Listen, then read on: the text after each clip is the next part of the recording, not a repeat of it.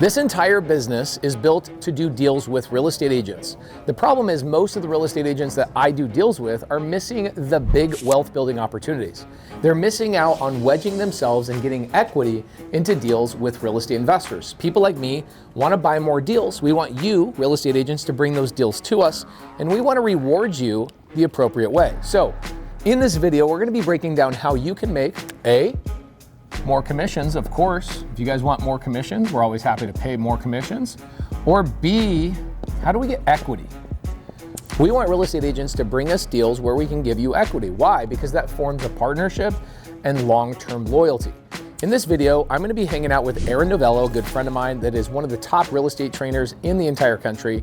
And I flew out, hung out with his VIP crew, all these real estate agents that are in this commission mindset, and I help them understand and give them examples of exactly how they can get equity in RV parks, multifamily parks, storage facilities, whatever it is that they're excited about, they can actually get equity in using a strategy called the wedge method. So enjoy the video, and on your way down, make a comment, tell me what you took away the most, what you liked about the video the most, and give us a little subscribe, and share this with an agent that you're trying to do business with so they can think a little bit more along the lines of equity. I want to tell you guys there's so many different creative strategies that you assume it's Subto, seller finance, lease options, wraps, all that kind of stuff. But one of the most creative strategies you guys can do as an agent is collaborate with an investor like me. I pray to God at nighttime and I'm like, will these agents just wake up and leverage themselves into my deals? Okay, so let me give you a good example. I have an agent that brought me a deal in Kermit, Texas recently, and he's like, I have no idea what to do with this. This is a seller that wants too much money for this RV park. And I go, okay, cool. Well, get me on the phone with him. I'll convert it into a seller financing. I'll do the heavy lifting. You can watch me do the whole thing. And he's like, well, how do I get paid? I go, bro, you guys and your commissions, it's poison, okay? It's this little box. I go, I'm gonna give you two choices. I'm gonna give you a commission, or I'm gonna give you 20% equity in my RV park. Hey, time out, which is better? Yeah. Okay, I'm just checking.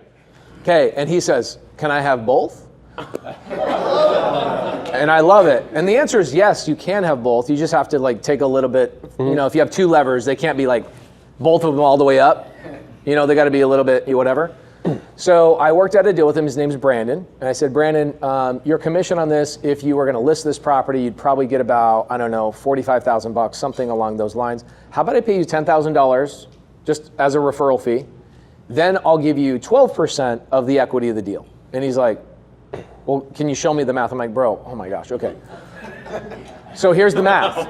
Let me give you the math. Okay, so the math is this RV park brings in about $48,000 a month gross top line revenue, and it nets $26,000 a month. That's net after every last expense, $26,000. So if you own 20% of something that's bringing in $26,000 a month net, what are you making every month? 4 or 5 grand. $5,200. Yeah, even Androids can do the math. Okay, just kidding. It's an iPhone. So $5,200 a month. Not only will he get $5,200 a month for bringing that deal to me, he also gets 20% of the upside. He gets a K1. A lot of agents don't even know what a K1 is.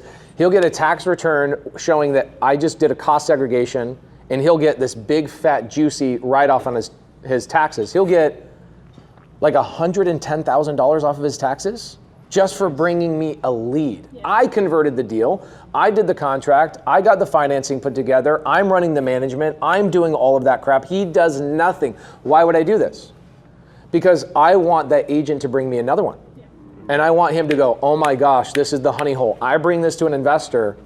Sure, I can get some commissions up front. Great, I'm cool with that all day long, but I'm gonna give you a little bit less money on the other side. So creative finance is not just Subto and seller finance. Creative finance is looking at an investor and going, what do you really need in your life? Yeah, you need a deal and you need somebody to bring you a deal. That's a lot of value. Okay, who in here has an acquisition team? Okay, texting, cold calling, training, doing all these kind of things. If you took all that away from me and all I did was get agents bringing me deals, that is an answer to my prayers. And so what I call this the wedge method. It's one of the creative things that I do with agents where I'm like, I will wedge you into my deals. And I'll tell you guys a story today on stage about an agent named Samantha that didn't believe in Subto. I ended up calling her seller on after she got fired, expired listing. And I ended up working 21 deals with her for the next 12 months because I closed that deal sub 2 when she said the seller was not interested. I just bought it after she got fired. This is so fun, I get to do this for a living. I closed the deal. I then called her up and I said, hey, I've got a check for you for $2,500. I'm gonna hold it in escrow and it's gonna get released on our next deal together. And I wanna show you that I did this deal, even though you said it wasn't possible, I did the deal, and I'm not trying to rub your face in poop. I'm trying to show you that it's possible to do this and we should work together, and you've got clients calling you and whatever else. There are opportunities, you're just not opening up your mind. And so she goes, okay, so what do I gotta do? And I go, next time you have a low equity or a long day on market listing and it's not selling, days on market are climbing, right? Last year, this year? Hey, I'm curious, how many people have a listing been on the market a little bit? Oh, shit, are you kidding me? That's the greatest lead for me, okay? And I will call your seller, I will get on Zoom with you, I will walk you through, and I will show you how to convert that seller and get them what they need, if it's appropriate for them. Obviously, sometimes it's not a good fit. But she then goes, she gets the check for $2,500, and she just lights on fire. She's like, are you kidding me? Do you know how many deals I've just left by the wayside? So we get to like the third or fourth deal, and I go, can I tell you what you actually are leaving on the table?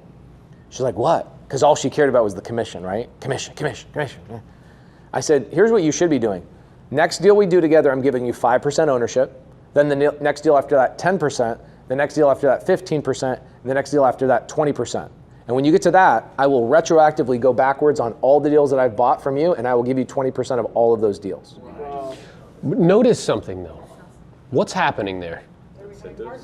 They're becoming partners, but what is he willing to do? Share. Yeah. Do you understand? But with that mindset of like, oh man, all of this is mine, and I don't want to have another agent involved. I don't want to have anybody else involved. So by sharing, it completely expands and explodes his network of people that are bringing him opportunities. And they know, here's the other thing is now that agent, she gets blown up by all these low ball cash offers all day long, yet she's partners with me. Mm-hmm. So when she has a client who maybe does have a hoarder house, pretty rare, but let's say they're in foreclosure, they have a hoarder house, whatever, who's she gonna call? The guy that's texting her with a low ball cash offer, or the guy she already makes money with and sends her a check every single month? And the guy who went back and retroactively gave her 20% on all those other deals. Like, you guys could retire. Here's the cool thing, right? You can retire as an agent in less than 12 months. And what I mean by that is not stop being an agent, but you can start picking and choosing where you focus your time. Whereas like right now as an agent, I married an agent, my partners are agents, my whole team, they're all agents. They would never let me get a license. So I have to make babies with people who have licenses. So what I mean by that is there are all these agents that you're chasing, like I gotta go fill my pipeline, and I don't care what the opportunity is, I gotta fill that pipeline. And you take clients you don't wanna take, and you do things you don't wanna do. Think about if you had $12,000 coming in every single month from an RV park or a small multifamily deal that an investor wedged you into, and you wake up, right, 48-year-old. Yes, sir. This is the exact question you asked me. Yes, sir. And you wake up in the morning and go, this client's a nightmare, I'm gonna refer them to another agent. I don't need that client, I'm gonna pick and choose who I focus on, I'm gonna go do my own developments, I'm gonna stay as an agent, I'm gonna be a top performer, but I'm gonna be a top performer that can say no confidently. Mm-hmm. That's freedom. So working with an investor and collaborating, this is why when I reached out to Aaron, I was like, this guy's a gamer, this guy does the deals. You know how many people in our industry, my industry, his industry, as influencers, do not actually do deals. Aaron does deals. Aaron turns people into deal makers. So when I reached out to him, I was like, dude, this guy's a badass, which means he attracts badasses, right? Because your vibe attracts your tribe. And here he is, he's got his tribe full of badasses because that's who he attracts. He's like a magnet for that. You guys have it in you. You just got to get rid of the commission brain is cool. Focus on it 85% of the time. But 15% of your deals go, how do I wedge myself into a developer? How do I wedge myself into an RV park buyer, mobile home park buyer? How do I get myself ownership without having a bank, without having the money? I just bring the opportunity to the guy because the value for us, you have, how many text messages you send out every single month? 1,000 a day. So when people are out there as investors trying to go find these deals, what would I rather have? A team that I have to manage, train, and freaking constantly motivate that sends out 1,000 texts a day, or just an agent that brings me an opportunity that the seller just wants a little bit too much money? All right, so you've heard about equity and how to stop listening to commission brain, and amplify your ability to actually get ownership in these deals with investors. But now you might want to hear, why the heck do I want to listen to this guy? What's his story? Why does he have any credibility at all? Well, on our other video that we're going to give you right here, we're going to make sure that you guys have a full story, where I came from and why I'm here, giving you guys this information. Go enjoy that video right now.